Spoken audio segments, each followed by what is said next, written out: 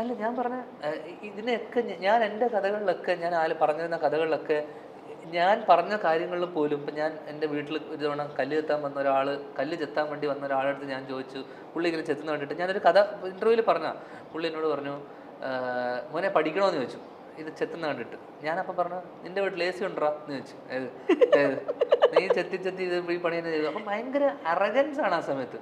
പിന്നെ ഞാൻ കുറച്ച് റൂം പോയിട്ട് ഞാൻ പിന്നെ ഞാൻ ആ പ്രായത്തിൽ തന്നെ ഞാൻ ചോദിച്ചു, എന്തൊരു പോട്ട് എങ്ങനെയൊക്കെ ചോദിക്കണം, ഞാനെന്തൊരു കിഴങ്ങനായിരിക്കണം.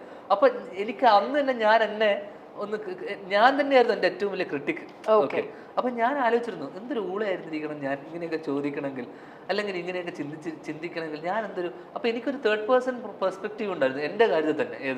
മൂന്നാമതൊരാൾ ഇതിനെ അനലൈസ് ചെയ്യുമ്പോൾ ഇവരെന്തൊരു തല്ലിപ്പൊളിയാന്നുള്ളൊരു സാധനം എനിക്ക് എന്നെ പറ്റി തന്നെ പലപ്പോഴും തോന്നിയിട്ടുണ്ട്. അതാണ് ഞാൻ മദ്യപിച്ചിരുന്ന സമയത്തും റിയാലിറ്റിയിലോട്ട് വരുന്ന സമയത്ത് ഞാൻ പലപ്പോഴും വിചാരിച്ചിട്ടുണ്ട് എന്തൊരു കൂതറയായിരുന്നു ഇന്നലെ.